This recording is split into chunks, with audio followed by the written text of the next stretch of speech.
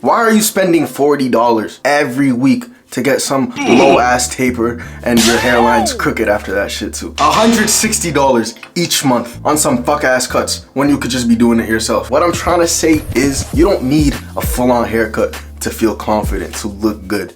All you really need is a lineup. As you can see, my hairline, don't look at the corners.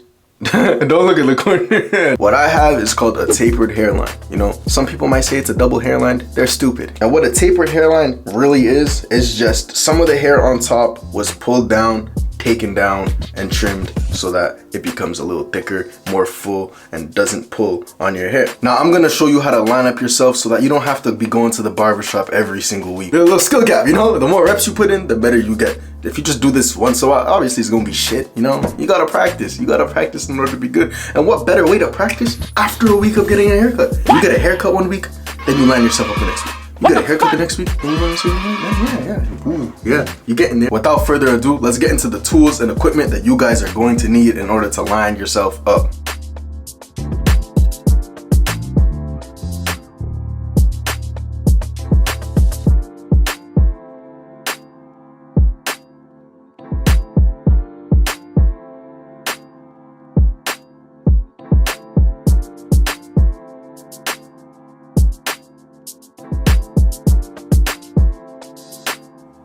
Before you do anything, you gotta disinfect your tools. And this cool hair smells amazing, smells beautiful, smells like the barbershop. The old can's better, but this one's good too.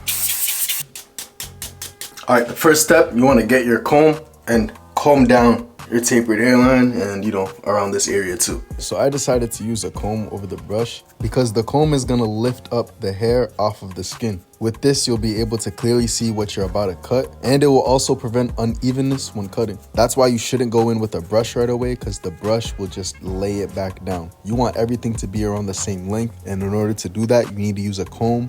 Now the next step, you want to get your 1 guard. If you have wavy hair, 2 guard. If you have straight hair, 2 guard as well. When your hairline is super long like this, as you can see, it starts to curl up a little bit right here, right? You want to lay down everything with this guard by taking down the overlapping hair. Before I get into this though, I'm only going to be using the 1 guard on the middle area right here. And then I'm going to be switching to the 1.5 on my corners. And I'm doing this because the corners are a little lighter. If you have light areas in any part of your hairline, go either a half guard up or a whole guard up. Now there's 2 ways you can debulk. You can debulk with the clipper going with the grain or against the grain. Right here, I'm showing you it with the grain. And what that means is that I'm following the direction that the hair is growing in. My hair grows downward, so I'm gonna follow that downward motion by angling the clipper on top of my head and going down toward my face. What this does is that it maintains the flow of the front taper. Against the grain, it'll cut like an actual 1. But because I'm going with the grain, it acts as a 2 instead. Now you might be thinking, why don't I just use the 2 guard and go against the grain? Then I'll run the risk of cutting into my actual long hair. Going with the grain is much easier in order to accomplish this.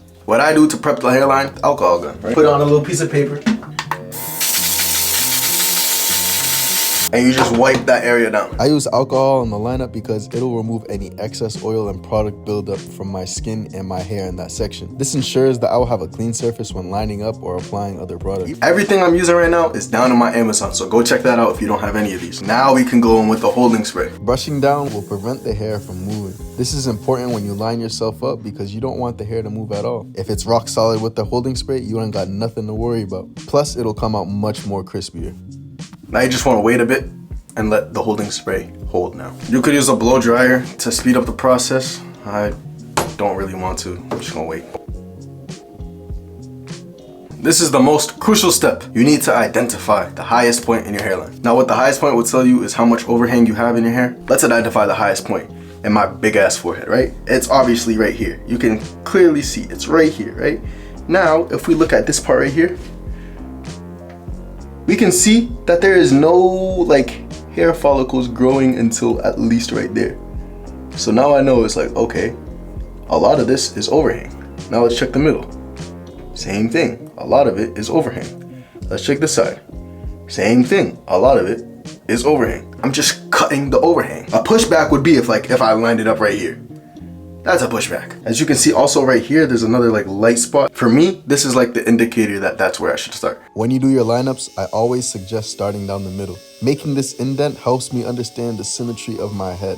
both sides will have to be the same, and starting in the middle makes it easier to balance. It's like providing a reference point, something you can go back on if you're unsure about the sides. So after I make this reference point, I go to one side and then I match the other side with it. Be sure you're going slow and you keep a steady hand. You can't attach the hair back on. You cut it, it's done. Look at that. That's how big my forehead really is. And you can see on the other side how much overhang there really was. Pressing too hard will cut too deep into the skin. So make sure you're lightly tapping and you're not like digging into your skin, because that can be really damaging, not only to your skin, but to your confidence, because now you have red lines on your forehead that you can't get rid of because you press down too damn hard with the liners, and you gotta treat your skin with care. You can see much better, much different. This side looks like it's gone up. Hold on. Now you might be unsure of this, but when you get to the corners, you gotta curve it just a little bit. I got a round head shape, so from looking straight on and from the side, having that little curve on the corners will make it look straight. If I kept it straight all around, when you look at me from the front or from the side, it will look like I have a downward curve. Now, getting into the vertical bars can be tricky sometimes. I would suggest following the natural vertical bar that you do have instead of pushing it to make it sharper. It's gonna look like you can fit a full-length football field on your forehead, and you don't want that. Now we get onto the C-cup. How I like to start my C-cups is setting an indent first, where the vertical bar meets the C-cup. I set the indent first because it'll give me a better idea on where the C in the C-cup is actually gonna form. So after setting the indent, I start where my sideburns are, and I use the corners of the clipper like a pencil, and I basically just draw in the cup. I'm doing light strokes and taking my time because I don't want this C-cup to look more drastic than what it has to be. As you can see, I'm taking down a bit of hair in order to make that C really pop, but I'm not doing it to a point where it looks fake. If you push it too in, or if you try to make the C-cup a little harsh, when your hair grows back in, it will look terrible. Yeah, for the first 2 days of that cut, it might look super sharp, but imagine day 5. Now, when doing the other side, make sure the indent matches first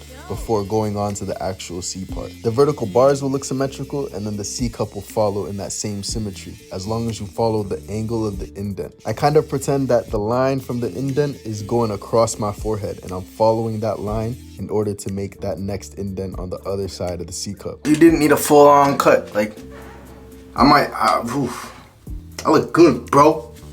Fuck. Now I know this was a tutorial on how to line up your tapered hairline, but you can't forget the neckline. So let's get those done real quick too. This is when you can include the second mirror now, you feel me?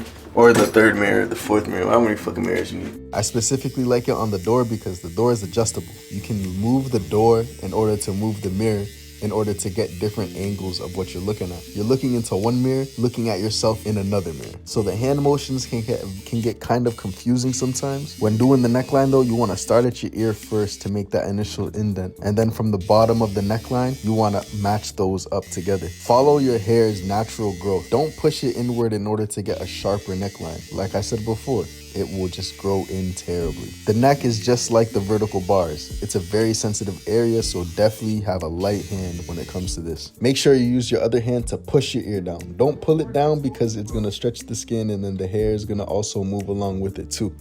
The most important part of the cut. This is what makes the cut crispy. Now, you need a razor and then the blade. Obviously, you need the blade. Now, what you wanna do for this, simple. Stretch the skin, slide up. You want to make sure this is at like a, I wouldn't say 45 degree, I'd say like 60-degree angle. And just go really slow. Don't rush this part, because then you're going to end up all bloody and patchy, and you don't want that. So take your time with this. I know I said like 60 degrees in the video. Let's cut that in half.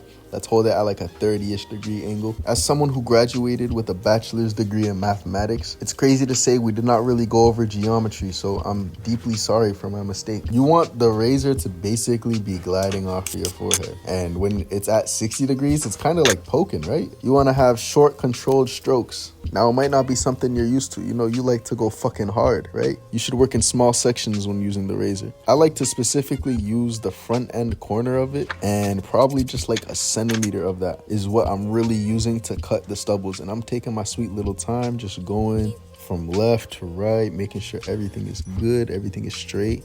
As you can see, when I'm switching to the C-cups, I kind of hold it differently because I can't hold the razor with my left hand. I don't know why. If you're gonna use your weak hand, have some patience, you feel me? The main thing is, you don't want to cut yourself.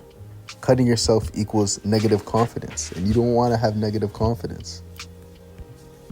Now the final step is disinfect. When you use these liners and the razor, you're kind of going into that first layer of your skin, and it's kind of damaging that. This is what's gonna help take care of those wounds. It's like getting a cut, right? What happens when you get a cut? Put some alcohol on it, right?